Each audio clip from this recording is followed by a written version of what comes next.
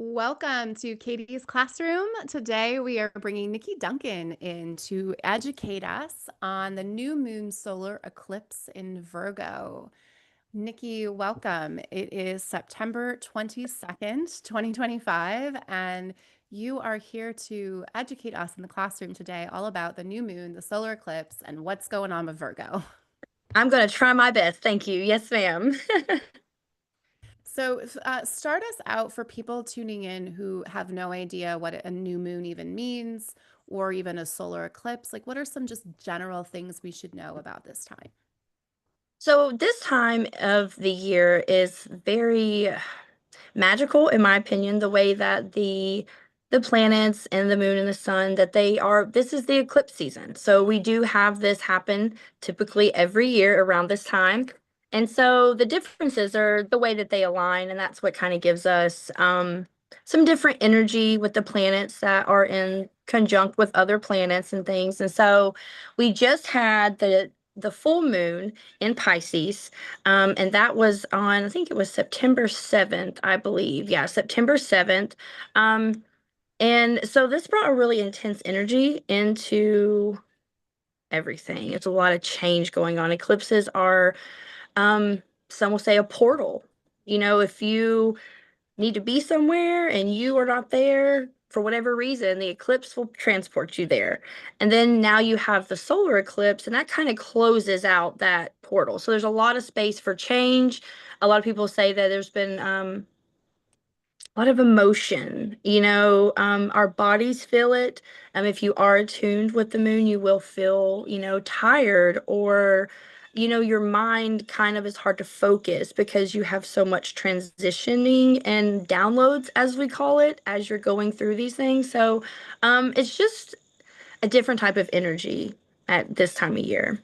I appreciate that you mentioned how tired people might feel. This particular weekend, I have gone to bed so early. I have fallen asleep on the couch more early than usual.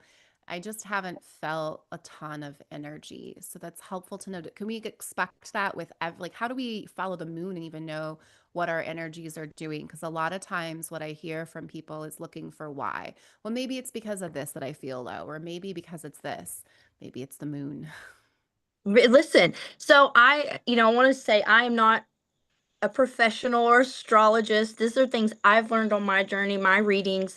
Um, but I feel like each moon, one, you can follow the moon with your life. If you think about the winter and the moons that we get in the winter, each moon is also named something, like the wolf moon, the strawberry moon, on top of these zodiacs and the way that their placement is.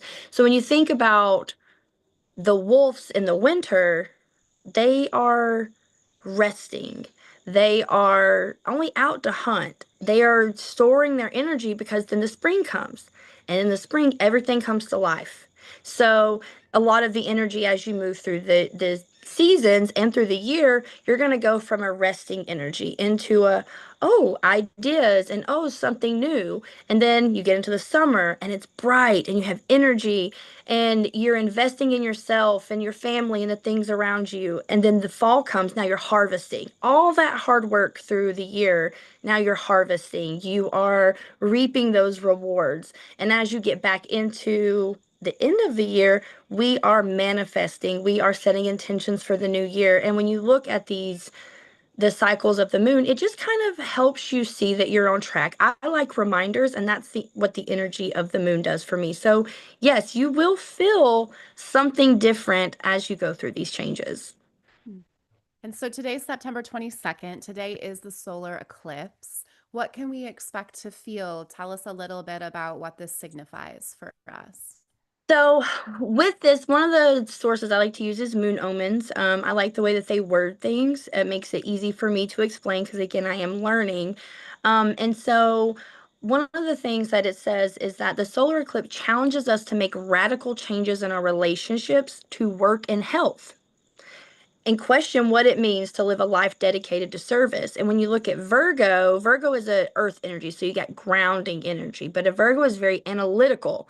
They are thinkers. And so then you throw in transformation with the eclipse. So now you're changing your everyday, what grounds you, that the way that you look at life, your work and your health. But then we there's an opposing retrograde in Saturn and Pisces and a retrograde Neptune in Aries. And so that alignment, it like it says this configuration can highlight areas where we feel restricted or burdened by responsibilities, as well as escapist and avoidance tendencies that may keep us stuck in procrastination or denial.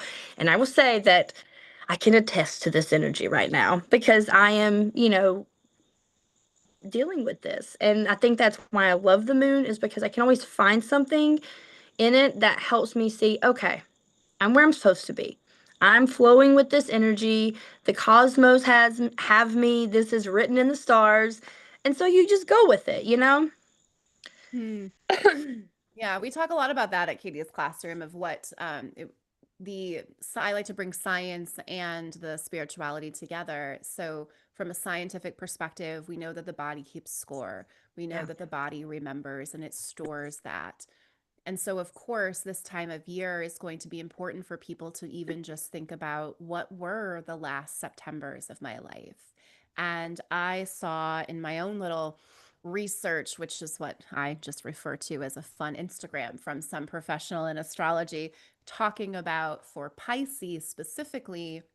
And I didn't realize it was retrograde. So that makes a lot of sense is whatever was happening in March of 2015 is coming back up again for people. I'm a Pisces rising, so I imagine that that probably really does show up in my chart. And it was about going back to that time and releasing whatever you're still holding. And this portal opened for that. And many, depending again on your sign, because it is different, which is one of the things that I like, is we're all not going through the same thing, similar things, but so it's different for each sign. And that portal opens for us to make those changes, bring those things back, put them to rest, or bring them back to life. It's not always an ending. Sometimes it's a continuation of something that you stopped. Mm. And that's why this eclipse, having the lunar eclipse and the solar eclipse, when you think about that, to me, I like symbolism. And so that's light and dark, that's closed and open, so we are having to look. And I had read something that said, coming back to the headaches, the sleepiness, the tiredness, the weight, is we have one foot in our old life and one foot in the new. So we're pulling and we're trying to become something different. And that can be painful. It's uncomfortable when we stretch and we grow. Yeah, hearing you say that reminds me of like going from middle school to high school or from grade school to middle school as we as a society kind of believe that, well, once we've graduated from school, we've already gone through these cycles and now we're just an adult, as if somehow an adult life is just a linear life, but the Right. childhood, there were stages, right? Yeah. When the reality is that we have 21 years to fully develop a human, and then we repeat that cycle and we continue to evolve. And what nature continues to show us, because we are nature, right? We are stardust and all the same things that are made up of nature, is nature has periods of growth, it has periods of decay. It has periods of sunshine and rainbows. It has periods of the snow, the wintering, right? And as we look at, well, what do we want to do with this time? Tell us a little bit about, so you mentioned work and health, which really resonated for me because I am looking at a health goal that I have, and I have this week to implement the strategies what I gave myself in my quarterly planning. So still holding on to the quarters that corporate also has, but so does also the moon and the and the seasons. It's nice of them for that. But what are some things that you can imagine that people are looking at as they're contemplating work and health right now? So I think that with so Venus squares to Uranus with right now also like in the month of September. So it says it will catalyze unexpected shifts in how we think, communicate, and relate to one another, inspiring us to question our existing values and the way our daily lives are set up. So when we think about our work, we think about, is this being productive? Is this getting towards our intention? Are we working in the right direction? Do we need to change something? Do we need to add something? And the same with our health. I mean, it wouldn't be a goal if we were already there. So there's something.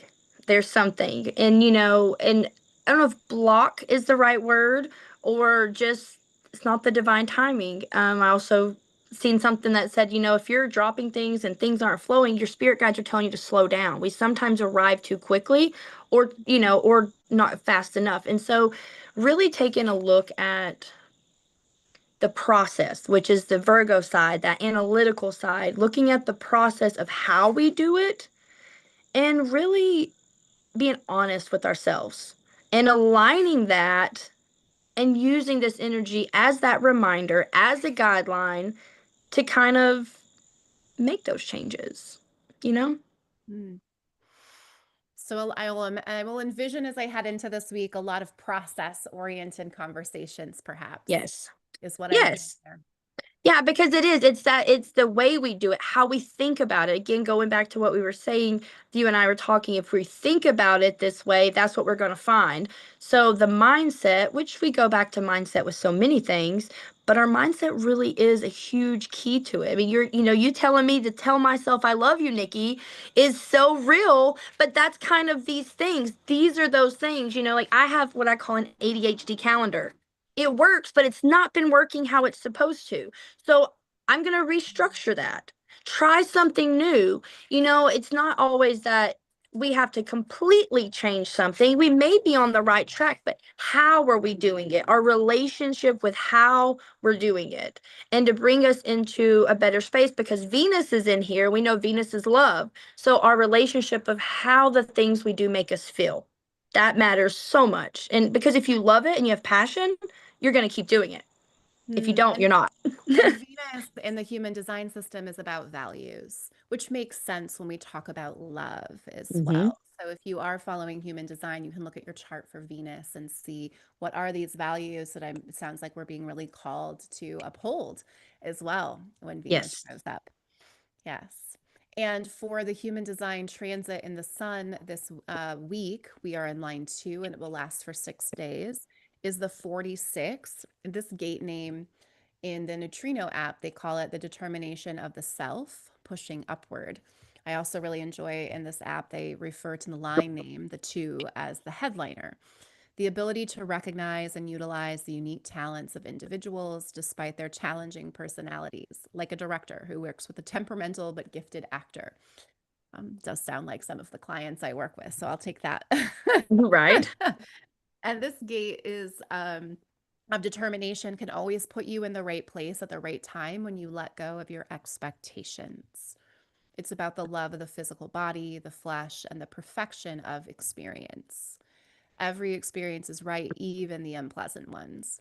Gate 46 brings the desire to touch, to care for your body by staying fit, and the joy. Oh, this all aligns with what has been happening in my life. Sorry.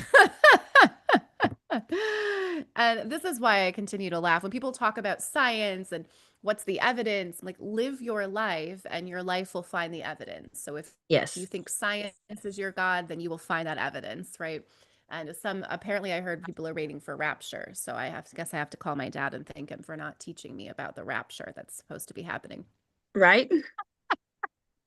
I was gonna say, as you were reading that just so aligns with. It's always fun to me to see these different things that we use, because these are all tools. These are all tools for us to understand ourselves, what we're going through, how to become and how to be.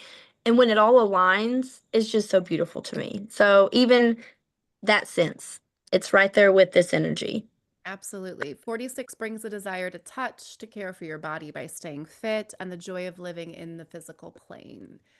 And this really feels good because I have placed a stake in the ground where this is where I have this beautiful garage gym now that's ready to go. It is nice. This is the week that I am starting that fun workout routine for myself. So it's nice to see that the planets are all celebrating and they're all lined up. And what I often talk to people about is easy is right. You hear me say that a lot because Yes. a lot of my clients have the 34 in their chart, anyways. And easy is right is about acting in harmony with the cosmos, if you will. It is within harmony of where is their least resistance. And this is hard for people who have been taught, well, you have to work hard, you have to push, and you have to make things happen. And if you're not making something happen, then you're not doing anything, right? And that is that is just our black and white thinking. I'm either sitting on my ass doing nothing or I'm trying to make everything happen. Where really easy is right could require you to have a lot of force. Easy is right could leave you exhausted at the end of the day, but it is going to a path of least resistance. It is listening for where is there the least amount of resistance, whether it's in your body, whether the resistance is in your mind, which is often where resistance can live. Resistance can also be other people. Where do you see opportunity to flow in harmony with what is here now? It doesn't mean it's a no forever. It just is an open. When we use that Robert Frost poem, like there were two paths that diverged in the wood, right? One was less taken. The path of least resistance may feel like that overgrown, no one's ever walked down that path, but man, is it calling my soul? Well, that means your body has decided there is more resistance to the easy path. So, easy is right is just about being in harmony and following the flow Right. and allowing the resistance to fall away naturally so that the resistance, because when we try to force through resistance, that maybe that's not our path. No, I completely agree. I mean, it's the times that I can look back and see where I thought that I knew best. And when I finally was like, oh, fine, I'm done.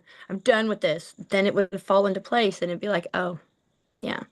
And it is hard for when you've been brought up that way to think that because you tie your worth to that at the same time. Or I know I have, which is silly, but I don't know. I like that. I like the way that you said that. And then just to offer one more transit from human design. Oh, that makes a lot of sense too. So the moon travels much faster in the human design system. And so today it is on 18.5. The 18 is my evolution. So perhaps that's why I feel so impacted as well by this moon. And here we are talking about it for the first time ever. If you're on YouTube, you're getting it live. And if you're on my podcast, you're listening to the replay. And this line name using the Neutrino app calls it rehabilitation. And gate 18, no matter what system you're looking at, I Ching is it's about correction, work on what has been spoilt.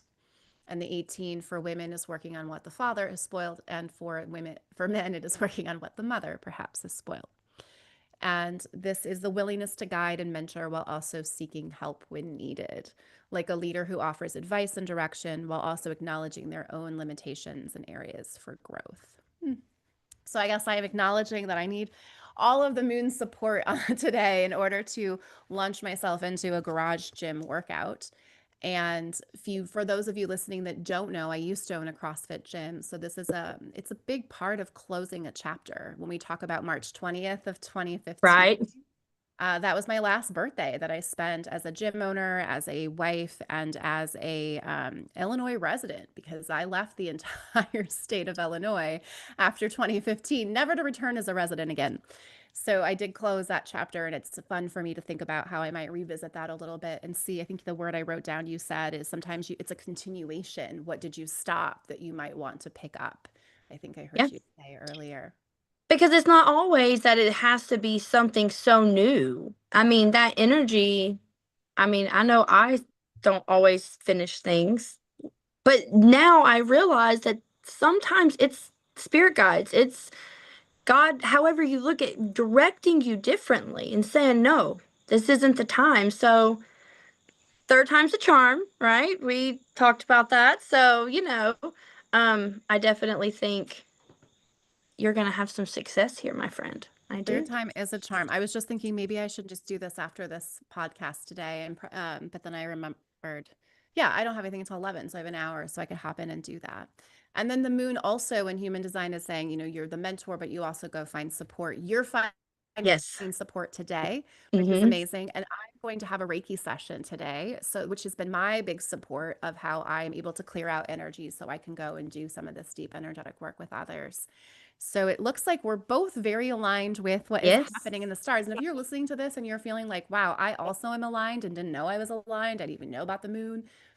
This is your opportunity to be in more conversations with us. Follow Yes. me on YouTube, Outstanding Women Leaders. You can Subscribe to the newsletter. Go to alprofessionalcoaching.com. If you sign up there, you're going to get some access to some free content, as well as this Owl Talks when they launch, an opportunity to join for a really cheap rate to hear more stories from outstanding women leaders and bringing more of this guidance. Because that's ultimately what it is. All of these tools are guidance, they're places for you to look at and to play with in your life because we are nature.